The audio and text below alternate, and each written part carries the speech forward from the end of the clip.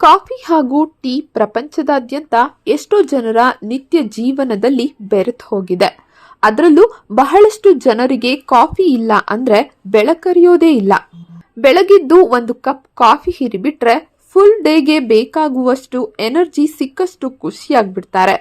ಕೆಲವರು ಬೆಳಗ್ಗೆ ಹಾಗೂ ಸಂಜೆ ಸಮಯದಲ್ಲಿ ಕಾಫಿ ಕುಡಿದ್ರೆ, ಇನ್ನು ಸುಮಾರು ಜನ ಬೆಳಗ್ಗೆ ಎದ್ದಾಗ, ತಿಂಡಿಯ ನಂತರ, ಊಟದ ನಂತರ ಖುಷಿಯಾಗ್ಲಿ, ಸಿಕ್ಕಾಪಟ್ಟೆ ಟೆನ್ಷನ್ ಆಗ್ಲಿ, ಹೀಗೆ ಯಾವುದೋ ಒಂದು ನೆಪ ಸಿಕ್ಕರೆ ಸಾಕು ಕಾಫಿ ಕುಡಿತಾನೆ ಇರ್ತಾರೆ.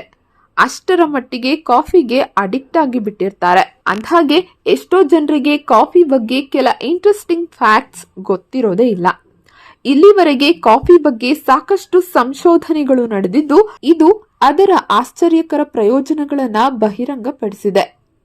ಕಾಫಿಯಲ್ಲಿ vitamin B2, B3, B5, magnesium, potassium ಮತ್ತು ಉತ್ಕರ್ಷಣ ನಿರೋಧಕಗಳಂತಹ ಅನೇಕ ಉತ್ತಮ ಪೋಷಕಾಂಶಗಳು ಸಮೃದ್ಧವಾಗಿವೆ.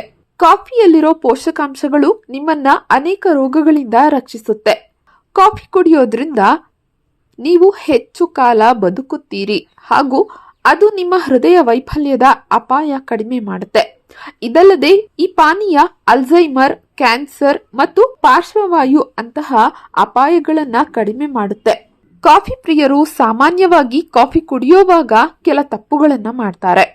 ಇವು ಆರೋಗ್ಯಕ್ಕೆ ಒಳ್ಳೆಯದಲ್ಲ. ಕಾಫಿ ಸೇವಿಸುವಾಗ ಈ ಮುನ್ನೆಚ್ಚರಿಕೆಗಳನ್ನ ತೆಗೆದುಕೊಳ್ಳುವುದು ಬಹಳ ಮುಖ್ಯ. ಕಾಫಿಯು ಕಳೆನಾಶಕಗಳು ಹಾಗೂ ಕೀಟನಾಶಕಗಳಿಂದ ಹೆಚ್ಚು ಸಿಂಪಡಿಸಲ್ಪಡುವ ಬೆಳೆಗಳಲ್ಲಿ ಒಂದಾಗಿದೆ. ಆದ್ದರಿಂದ ಹಾನಿಕಾರಕ ರಾಸಾಯನಿಕಗಳನ್ನ ತಪ್ಪಿಸಲು ಸಾವಯವ ಕಾಫಿಯನ್ನ ಆರಿಸಿ. ಖಾಲಿ ಹೊಟ್ಟೆಯಲ್ಲಿ ಕಾಫಿಯನ್ನ ಕುಡಿಯೋದು ಹೊಟ್ಟೆಯ ಮೇಲೆ ದುಷ್ಪರಿಣಾಮ ಬೀರುತ್ತೆ. ಹಾಗಾಗಿ ಎಂದಿಗೂ ಖಾಲಿ ಹೊಟ್ಟೆಯಲ್ಲಿ ಕಾಫಿಯನ್ನ ಕುಡಿಬೇಡಿ. ಏನಾದ್ರೂ ಆಹಾರವನ್ನ ಸೇವಿಸಿದ ಬಳಿಕ ಕಾಫಿ ಕುಡಿಯೋದು ಉತ್ತಮ. ಬೆಳಿಗ್ಗೆ ಎದ್ದ ನಂತರ 60 ರಿಂದ 90 ನಿಮಿಷಗಳ ನಂತರ ಯಾವಾಗಲೂ ಕಾಫಿ ಕುಡಿಬೇಕು. ಯಾಕಂದ್ರೆ ಬೆಳಗ್ಗೆ ಎದ್ದ ತಕ್ಷಣ ಕಾಫಿ ಕುಡಿಯೋದ್ರಿಂದ ಕಾರ್ಟಿಸೋಲ್ ಹಾರ್ಮೋನ್ ಹೆಚ್ಚಾಗುತ್ತೆ. ಇದನ್ನ ಒತ್ತಡದ ಹಾರ್ಮೋನ್ ಅಂತಾನೂ ಕರೀತಾರೆ. ಸದಾ ಕಾಫಿ ಕುಡಿಯಲು ಇಷ್ಟಪಡುವ ಕಾಫಿ ಪ್ರಿಯರು ಈ ಎಲ್ಲ ಅಂಶಗಳನ್ನ ಗಮನದಲ್ಲಿಟ್ಟುಕೊಂಡ್ರೆ ಕಾಫಿಯಿಂದಾಗಬಹುದಾದ ಅಡ್ಡ ಪರಿಣಾಮಗಳಿಂದ ತಪ್ಪಿಸಿಕೊಳ್ಳಬಹುದು.